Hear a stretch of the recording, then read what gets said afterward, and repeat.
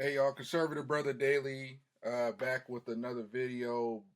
Keep dropping them like Drake and Kendrick diss tracks. Back at it again. Today's topic, just gonna hop right into it. Radicalized in the streets, colonized in the sheets.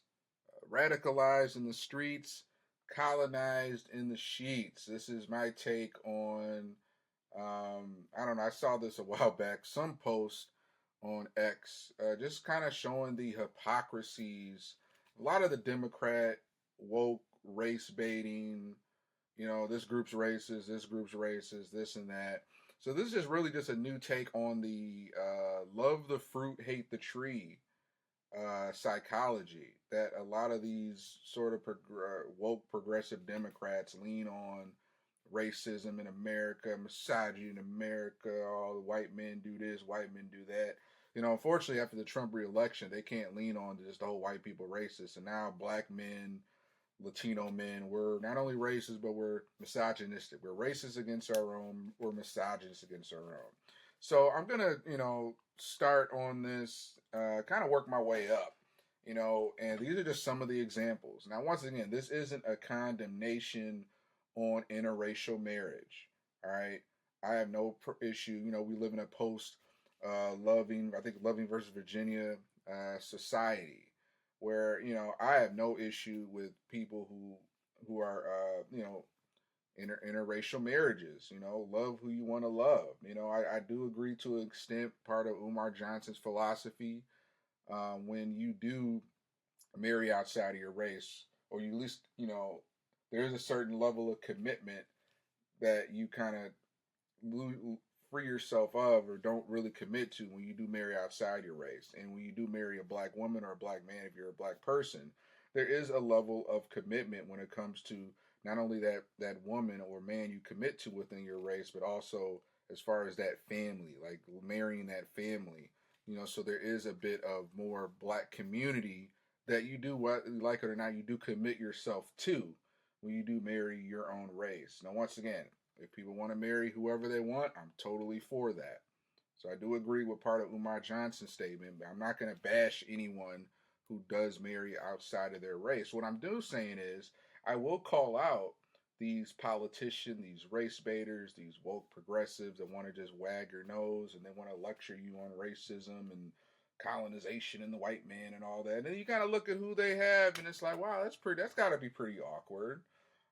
But I think part of it is, once again, at least on the white spouse's side, the white spouse feels like they're doing their part, like by marrying someone outside of their race to kind of, submit or to what's the word I'm looking for, to pay reparations for their white guilt, their white privilege. So I think there's a psychological aspect there with these white spouses who marry these crazy Democrats, where on their end they have this sort of like white superiority complex where I'm helping, I'm doing my part.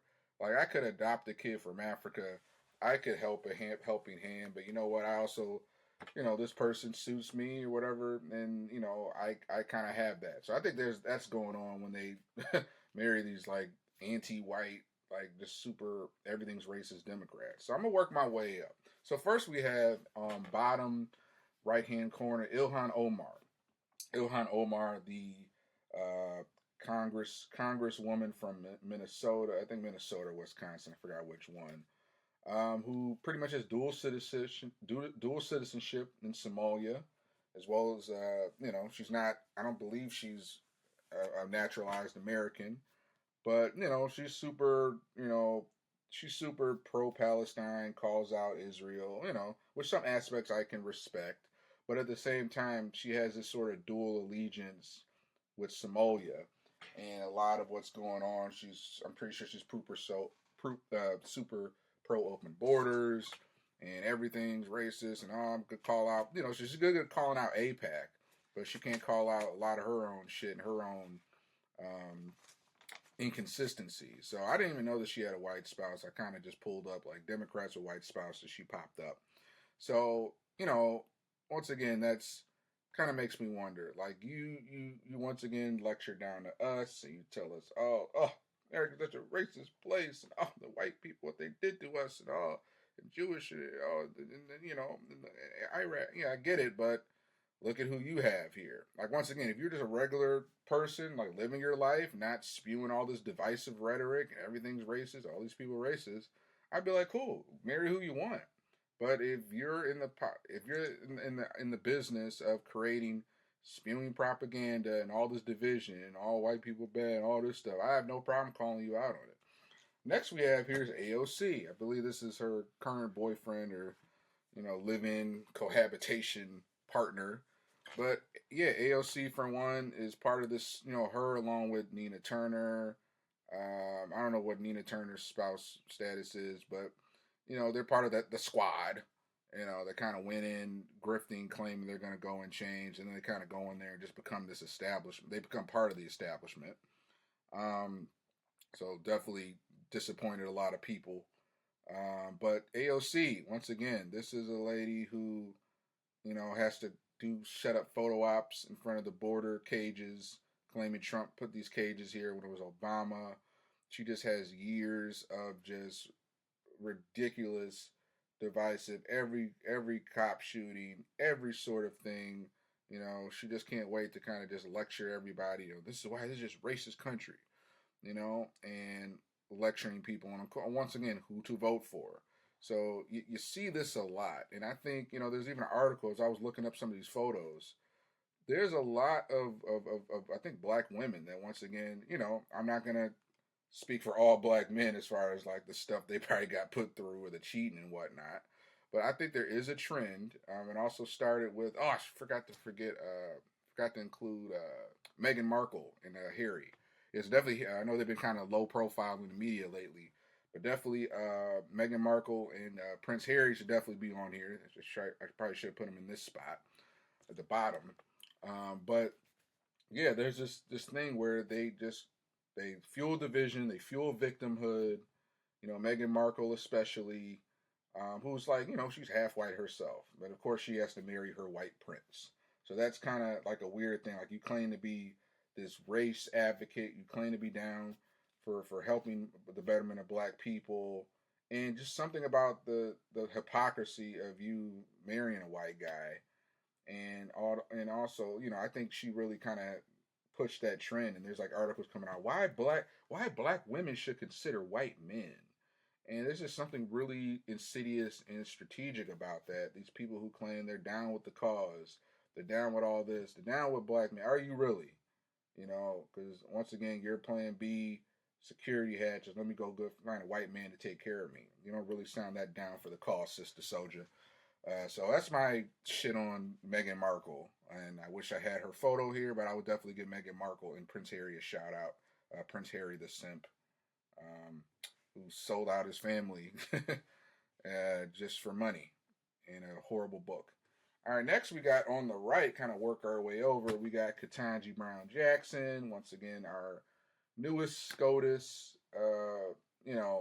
and at least say on a base level, I think she does have some qualifications that gets her into the position. I'm not going to bash on her pedigree, her experience, but I will say, while she does have some of the base level qualifications from what I've looked up on her over the years, um, at the same time, the way she kind of came in here, and Biden even announced it's going to be a black woman. So when Biden or Gavin Newsom, these people announced that their position they're looking for a black woman or is going to be a black woman. I'm sorry, you're a DEI hire. When they announce it like that, when they put it out there publicly, which I don't know why, like they would even do, like why not just not say that?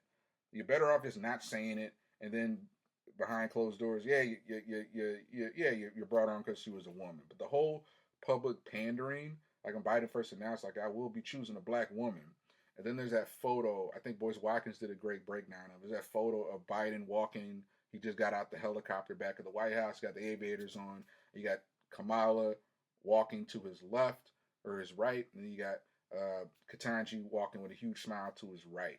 And this once again is another example of these black faces in white places, where once again the Democrats pander to black people, thinking, "Hey, we have this person here, and that's progress." Even though Ketanji Brown, she ain't about to write me a check, she ain't about to come down in my community and help out.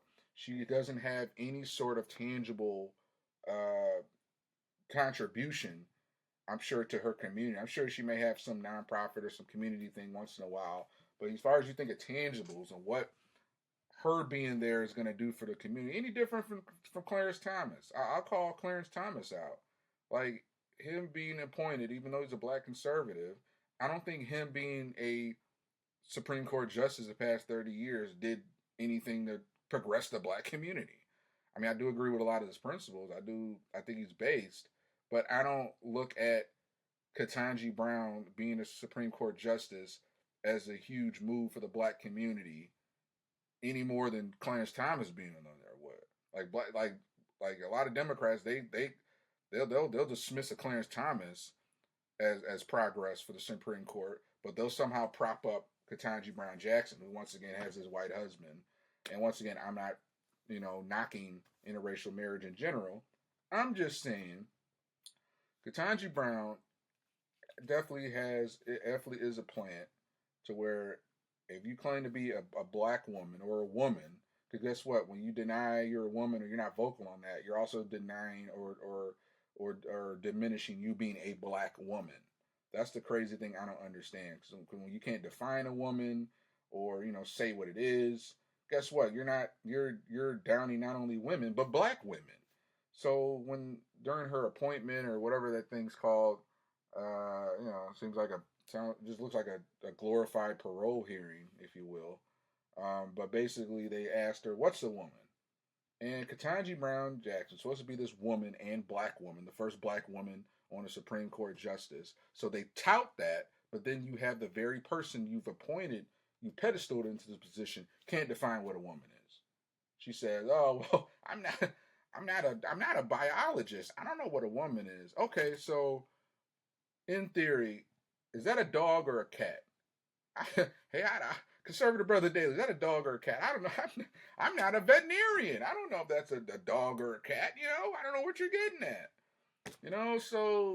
Uh, so that's just my thing, is that this so-called black woman with her free autonomy, the first black woman on Supreme Court justice, the fact that she has to tiptoe around and can't just say what's biologically, scientifically true, that goes to show that person isn't there for us. Because a real black woman who's not bought and paid for, who doesn't have political ball and chain to uphold certain ideologies and not say certain things, she can go in there and say, "Yeah, a woman is a biological female. I am a black woman." That's all she had to say. Ketanji Brown could have sat there and be like, "A woman is a biological adult female, and I am a black woman." And that would be it. That would be it. But the fact that she is this person we're supposed to parade as an accomplishment, and she can't even sit there and say that basic fact, to stand up for women, to stand up for black women, that speaks volumes. That speaks absolute volumes. All right, now let me make my way to Van Jones over here. We'll finish up with Kamala word salad. But Van Jones. So Van Jones, this guy once again, thinks CNN Democrat shill for the longest. Always running around apologizing whenever a black person says something that offends, Israel, or offends like a Kyrie Irving or Kanye. He just running around apologizing, crying like, "Oh no, we're not like that." So this guy comes out, after Kamala lost, officially succeeded. He comes out hard, simping for black women, and we see this a lot with, once again, a lot of people that don't have a black wife. He's not in that fight. I'm sorry. I'm all for interracial marriage. Love who you want to love. But there is a certain commitment when you commit to a black woman, because you're committing to that black woman's family and that greater community they have, that you don't simply when you commit to a white woman. You commit to that white woman's family and then their ties. So that's just basic facts. So be all in your feelings about it, but at the end of the day, when you marry that woman, you marry into their family, and therefore you have a certain commitment and some skin in the game to that community of the woman you married. So Van Jones comes out heavily simping, does this whole sort of sad, like, I'm really fearing for, or what I'm really, forgot the quote. You kind of look it up, but I'm really, feeling for black women. Black women got let down. I feel for you, sister. I feel that really black women that got disrespected. They're the first to be disrespected. They're the first to be, taken advantage of. And now look at what happened. It's just a spit in the face. And I don't disagree. Once again, I think black women have been the most taken advantage of group that's taken, that's discarded, that's taken advantage of, that's exploited.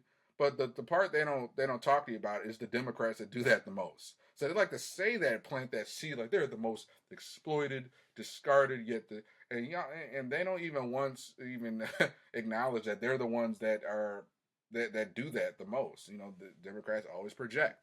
So you got Van Jones here with his white wife guilt that just has to kind of come out after the Kamala loss, just heavily simping for black men and black women, like, oh, look at what they did, and I'm sorry, and I had to do this. And a lot of black women are hurting and crying in front of the TV, and they can't even go back to work or get out of bed because there's just so much misogyny and racism, and it's like you could just tell he's heavily simping for black women because you're trying to make up for your white wife.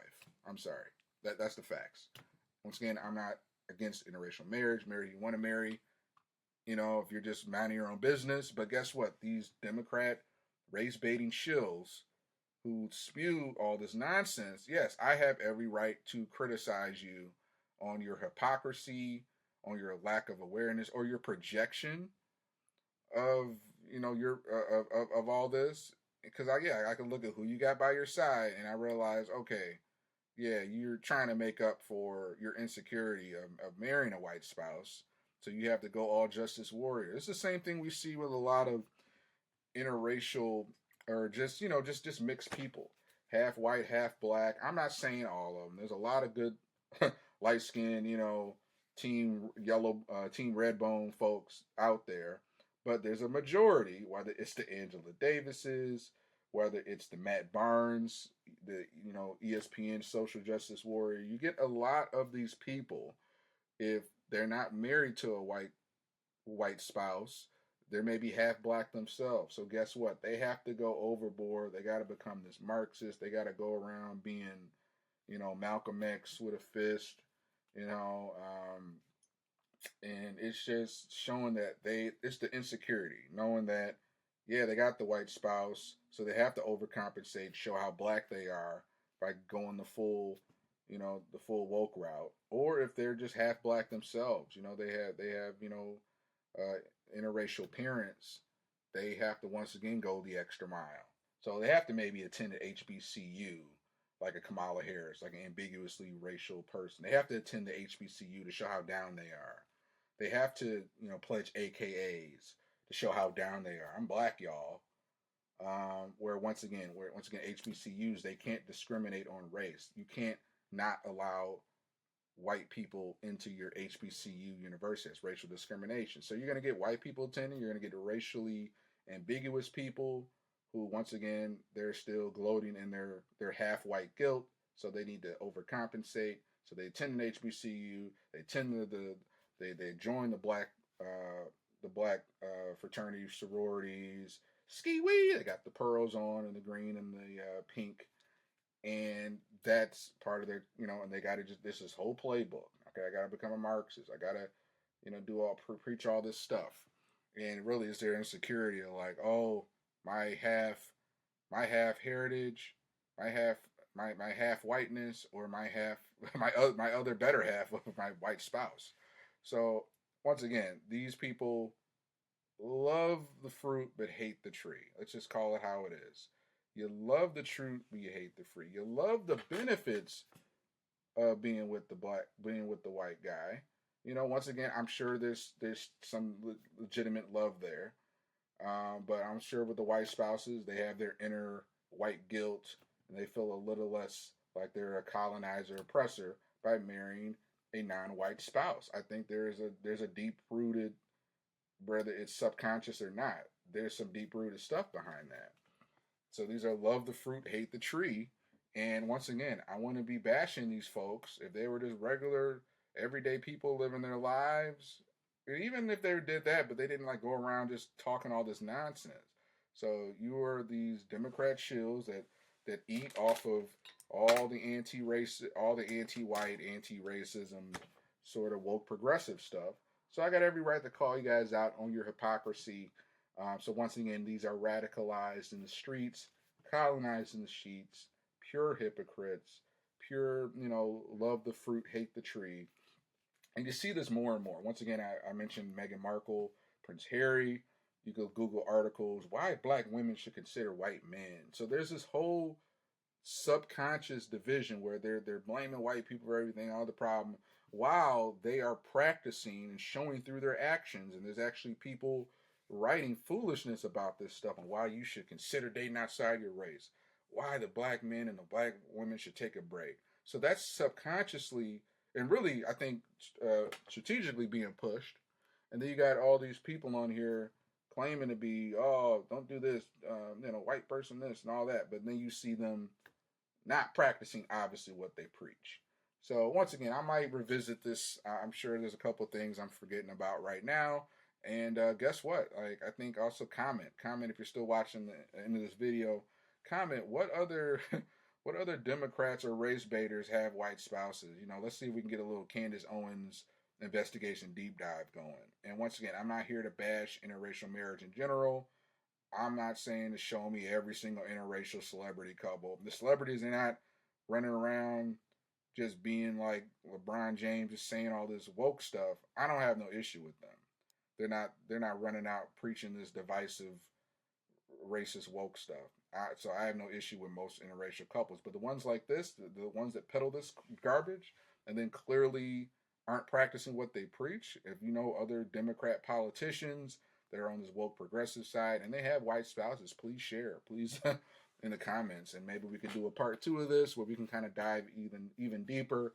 But I had to definitely get this off my chest, really based off of the X post I saw a while back where they had a few of these Democrats with white spouses, and then it just said radicalized in the streets, colonized in the sheets. So I don't know whoever coined that. It wasn't me, but great topic, y'all. And we just got to keep exposing these clowns, these race baiting, these race baiting propagators who aren't practicing what they preach. And then I'll finally say, before I forget, Kamala Harris. Once again, I'm gloating a little bit. You lost. It's over with. But guess what, Kamala? If you can marry a white man, then I can vote for a white man. All right? If you can marry a white man, then I can at least vote for a white one. All right? So that's all I got to say on that. Like, you can commit your whole half of your life or your better half to the white man and all that stuff. So I can at least send my vote to a white man who I think is qualified. So just how your husband Doug here is qualified to hit your box every night. Guess what? I think there's a white man that's qualified to help run the country. So you can have your white man under the sheets, and I'll pick my white man to run the country. So I think that's fair. Okay. All right. I'll talk to you guys later. Conservative Brother Daily. And I will talk to you guys next time. Stay awake, not woke, mofos.